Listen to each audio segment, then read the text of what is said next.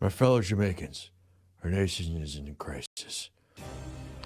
The Decepticon variant Hobo 19 is still killing fat people. Inflation is destroying our fart jars, and now that Ukraine is being sexually raped. That is why I've asked Congress to order a full-scale attack on Joe Rogan. Not Joe Rogan, the Russian guy. The guy with the shirt.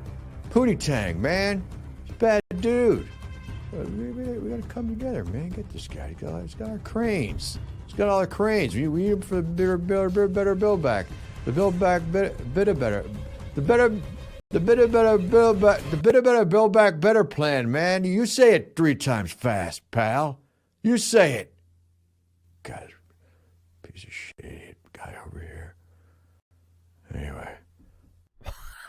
To be honest with you, those policies make a lot more sense than the actual policies presented by the actual president that he's implementing right now. Welcome back, beautiful and amazing human beings. This is Luke Rudowski here of WeAreChange.org, and there's a lot of important stuff to get into, as of course the game is over, as Joe Biden is joining many Democratic governors and states around the United States, ending a lot of the lockdowns, restrictions, and mandates. Finally, 2 years too late. But what will Canada do? Well, we're going to be asking that question in this video, specifically as the situation between Trudeau, Castro, and the truckers is just getting more serious by the day. We're going to talk about that, plus a lot more. But before we do, the clip that we played in the beginning of this broadcast was, of course, by the very talented Kyle Dunningham.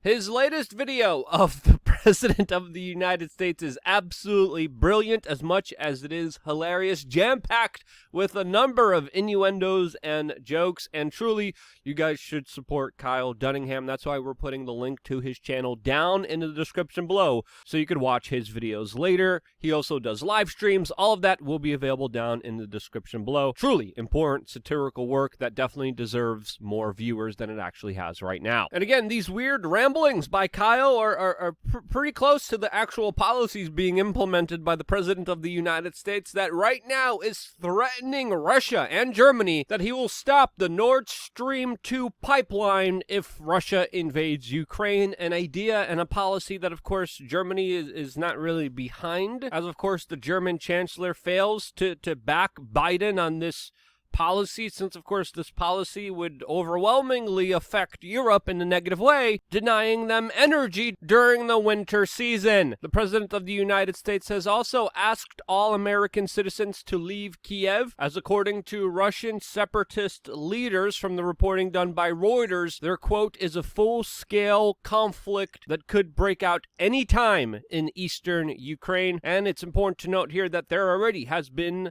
a limited conflict in East Ukraine happening for a number of years now. It has only been exacerbated and made worse by the current geopolitical foreign policy decision-making by the East and the West. According to Reuters and some sources, it is the president of Russia, Vladimir Putin, that allegedly wants to defuse this entire situation. But obviously everyone is on edge, as of course there have been major military moves and drills surrounding this entire situation that have only been escalating within the last few months. Obviously, this is a complex geopolitical situation that has been unfolding for years now, and of course is only expected to get worse, as of course there's complicated inner tensions and inner interests from Germany, from Ukraine, the United States, Russia, Belarus, and of course also corrupted sons of the president that previously were making an incredible amount of money off of one of Ukraine's biggest energy companies, that of course was Hunter Biden, that was involved in what many people say was the large-scale corruption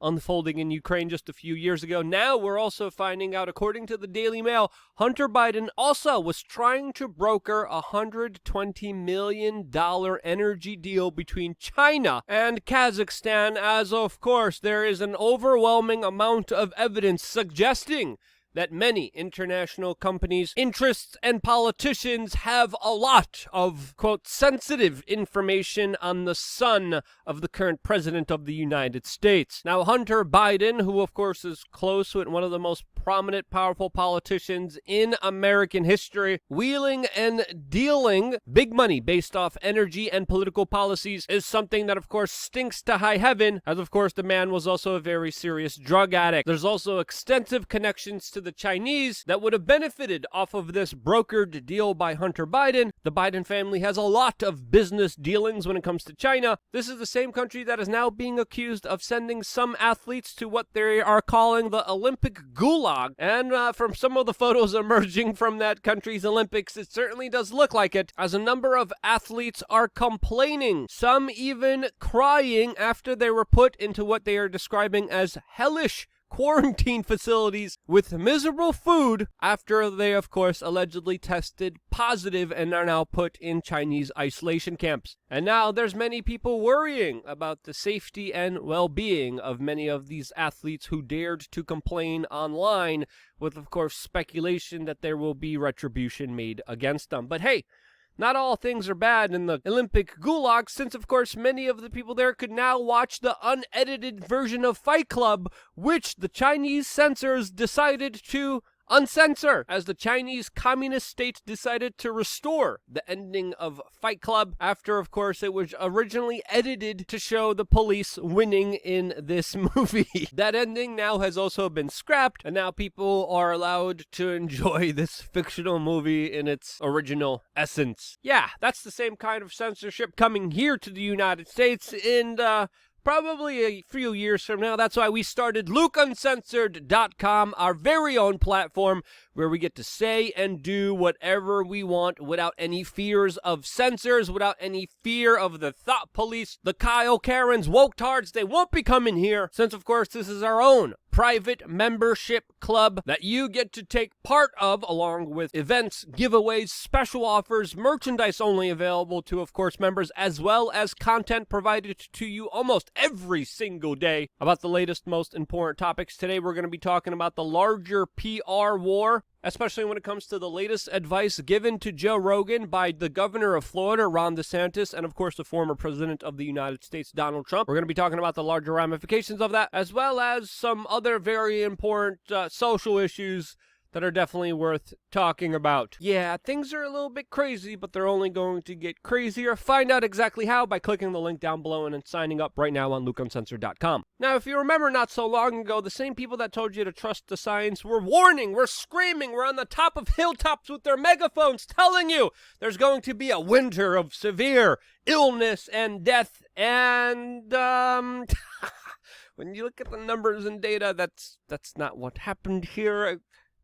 The exact opposite of that happened here, and a lot of the mainline institutions that always said, trust us, trust us, trust us, we're the experts, we know what's right for you, just give us your power, give us your civil rights, give us your economic opportunities, give us your life. Well, those individuals were wrong once again. Not the first time, not the last time, as of course this sickness insanity is waning a little bit, but it's still filled with some hypocritical, delusional tyrants like the mayor of New York City that was once again spotted maskless inside of a restaurant as he is implementing policies and doubling down on his mask mandate that he demands other people follow in New York City. He, of course, joined Stacey Abrams, Barack Obama, the LA mayor, the governor of California, Nancy Pelosi, and many other Democratic politicians that told you you're a bad person if you don't wear a mask, as they were caught not wearing a mask themselves. The LA mayor even didn't breathe, allegedly. But this is not just hypocrisy, it's insanity and lunacy, especially with the facts and the data coming in, suggesting that a lot of this was absolute nonsense from the very beginning, as of course many countries in Europe, like the United Kingdom and now Sweden, are making major moves, receding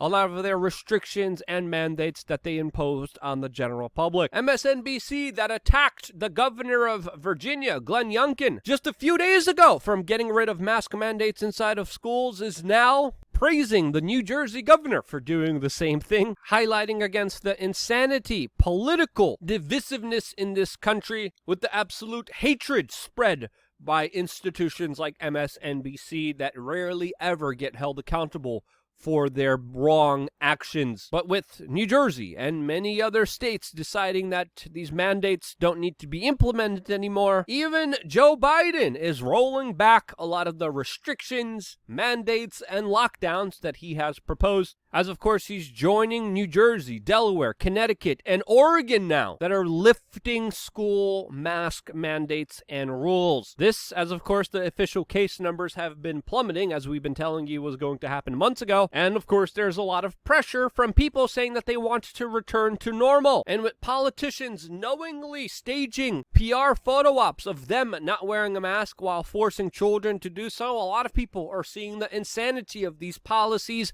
which are absolutely cruel in many people's minds. Now, the numbers here officially are looking to go down even more from here, as many scientists are speculating that this might soon be the end of all of this nonsense, with the vast majority of people getting natural herd immunity. This is the current line of thinking. It makes sense. And even states like California have announced the easing of mandates, since of course he doesn't follow the rules anyway, which he implemented, but he is demanding others to do so. Now, these restrictions, lockdowns, and mandates need to end, not only because of the cases going down, but also because of the larger economic ramifications, which we still as a society have not fully felt yet. Economic trends usually take months to reciprocate, but the damage has already been done, as the Twin Cities in the United States are reporting that restaurants have lost 40% of business because of the government's push to implement a domestic passport system, which of course a lot of people were not complying with, since it was ridiculous to think that you could implement this in the first place. The one place where the restrictions and mandates look like they are growing is of course Canada,